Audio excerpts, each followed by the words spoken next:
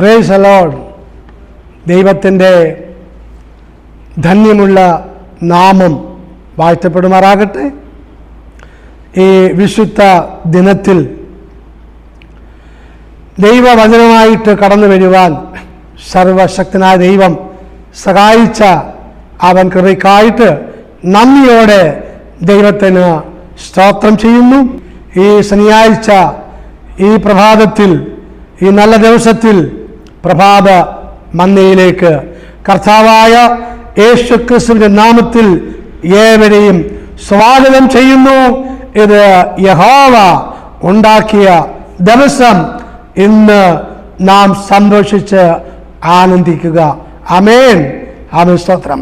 അല്പസമയ ചിന്തയ്ക്ക് വേണ്ടി വായിക്കുവാൻ ആഗ്രഹിക്കുന്ന വേദവാക്യം അത് സങ്കീർത്തനങ്ങൾ 92 സങ്കീർത്തനം 1, 2, 3 വാക്യങ്ങൾ വായിക്കുവാൻ ആഗ്രഹിക്കുന്നു. സബത്തിനാൾക്കുള്ള ഒരു ഗീതം. യഹോവയ്ക്ക് സ്തോത്രം ചെയ്യുന്നതും അത്യുന്നതനെ നാമത്തെ കീർത്തിക്കുന്നതും 10 കമ്പിയുള്ള വാദിത്യം കൊണ്ടും വീണ കൊണ്ടും ഗംഭീര സ്വരമുള്ള കിന്നരം കൊണ്ടും രാവിലെ നീ ദയയെയും രാത്രി തോറും നിന്റെ വിശ്വസ്തതയെയും വർണ്ണിക്കുന്നതും നല്ലത്. തലക്കെട്ടായിട്ട് കൊടുക്കുവാൻ ആഗ്രഹിക്കുന്നത് ക്രിസ്തുവിൻ്റെ സ്വയത്യാഗ ജീവിതം നമ്മുടെ പാഠം. നമ്മൾ പറയാം, ക്രിസ്തുവിൻ്റെ സ്വയത്യാഗ ജീവിതം നമ്മുടെ പാഠം. സ്തോത്രം. ദൈവമായിരുന്ന കർത്താവ്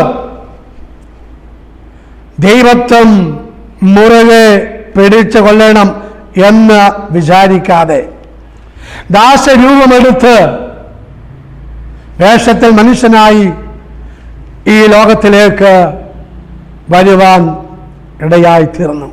വചനം പറയുന്നു, അവൻ മുഖാന്തരം സകലനും ഉളവായതൊന്നും അവനെ കൂടാതെ ഉളവായത് അല്ല. അങ്ങനെയെങ്കിൽ സകലത്തെയും സൃഷ്ടിച്ച സൃഷ്ടാവായ ദൈവം തന്റെ ജനങ്ങളെ അവന്റെ പാപത്തിൽ നിന്നും വിടുവിക്കുവാൻ വേണ്ടി സൃഷ്ടാവായ ദൈവം വേഷത്തിൽ മനുഷ്യനായി ദാസരൂപമെടുത്ത് ഈ ലോകത്തിലേക്ക് വരുവാൻ ഇടയായിത്തീർന്നു. സ്തോത്രം.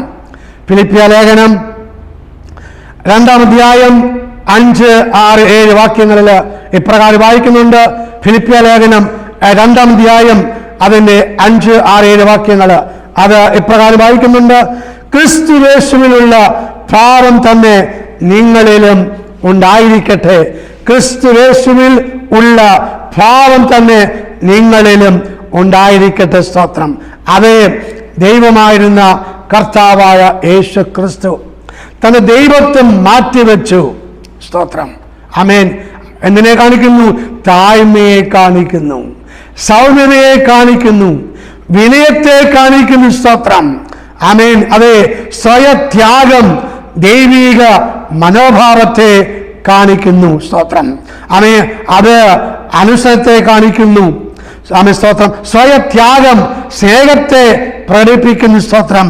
അതെ, ക്രിസ്തുവിന്റെ പാത നാം പിന്തുടരുവാൻ സർവശക്തനായ ദൈവം നമ്മെ സഹായിക്കുമാറാകട്ടെ. ആമേൻ.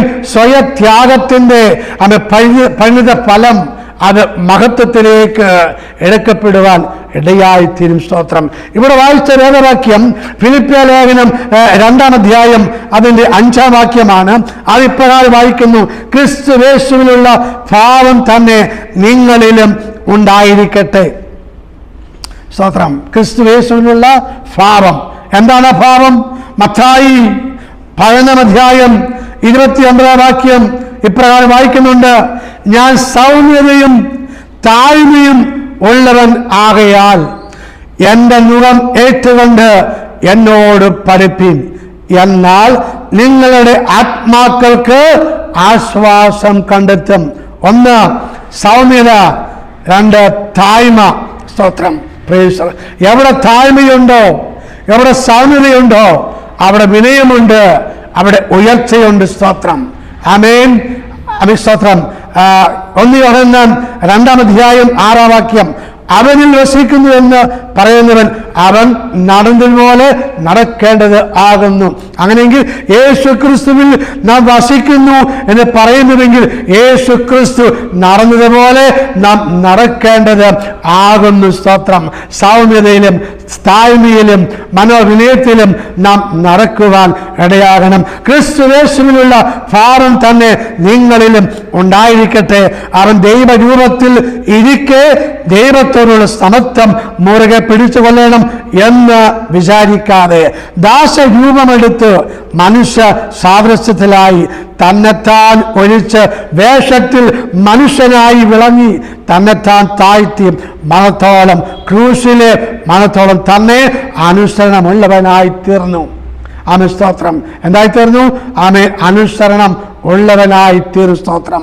Praise the Lord. ഹല്ലേലൂയ. അതുകൊണ്ട് നാം ആരെയാണ് നാം നോക്കേണ്ടത്? നാം ആരെയാണ് നാം ശ്രദ്ധിക്കേണ്ടത്? എബ്രായകർത്താവ് പറയുകയാണ്, എബ്രായ ലേഖനം 12-ാം അധ്യായം 2-ാം വാക്യത്തിൽ ഇപ്രകാരം വായിക്കുന്നുണ്ട്: വിശ്വാസത്തിന്റെ നായകനും പൂർത്തി വരുത്തുന്നതുമായ യേശുവിനെ നോക്കുക. തന്നെ മുമ്പിൽ വെച്ചിരുന്ന സന്തോഷം ഓർത്ത് അവൻ അപമാനം അലക്ഷ്യമാക്കി ക്രൂശിനെ സഹിക്കുകയും ദൈവസിംഹാസനത്തിന്റെ വലതു ഭാഗത്ത് ഇരിക്കുകയും ചെയ്യുന്നു. താഴ്മയുടെ അനന്തരഫലം എന്താണ്? ഉയർച്ചയാണ്. സ്തോത്രം. ആ ഫിലിപ്പിയ ലേഖനം 2-ാം അധ്യായം 9-ാം വാക്യത്തിലും ഇപ്രകാരം വായിക്കുന്നുണ്ട്: അതുകൊണ്ട് ദൈവവും അവനെ ഏറ്റവും ഉയർത്തി സകല നാമത്തിനും മേലായ നാമം നൽകി. അങ്ങനെ യേശുവിന്റെ നാമത്തിങ്കൽ സർവ്വലോകരുടെയും ഭൂലോകരുടെയും അധോലോകരുടെയും മുഴങ്കാൽ ഒക്കെയും മടങ്ങുകയും എല്ലാ നാവും യേശു ക്രിസ്തു കർത്താവ് എന്ന് പിതാവായ ദൈവത്തിന്റെ മഹത്വത്തിനായി ഏറ്റുപറയുകയും ചെയ്യേണ്ടി വരും. അതുകൊണ്ട് ഞങ്ങളെ കേൾക്കുന്ന പ്രിയപ്പെട്ടവരെ, ആരെങ്കിലും കർത്താവ് യേശു ക്രിസ്തുവിനെ സ്വന്തം രക്ഷിതാവായി സ്വീകരിച്ചിട്ടില്ല എങ്കിൽ ഇന്ന് ഈ പ്രഭാതവേളയിൽ ഒരു തീരുമാനമെടുക്കാം. ലോകത്തിന് രക്ഷിതാവായ കർത്താവ് യേശു ക്രിസ്തുവിനെ സ്വന്തം രക്ഷിതാവായി സ്വീകരിച്ച് പാപങ്ങൾ ഏറ്റുപറഞ്ഞ് അനുദപിച്ച് മാനസാന്തരപ്പെട്ട് ദൈവകൽപ്പനകൾ അനുസരിച്ച് ഒരു വിശുദ്ധ ജീവിതം നയിച്ച് സത്യസഭയിൽ കടന്നുപോയി ദൈവത്തെ ആരാധിക്കുവാൻ ദൈവമായ കർത്താവ് നിങ്ങളെ ഏവരെയും സഹായിക്കട്ടെ, അനുഗ്രഹിക്കുമാറാകട്ടെ. നമുക്ക് നിമിഷം പ്രാർത്ഥിക്കാം.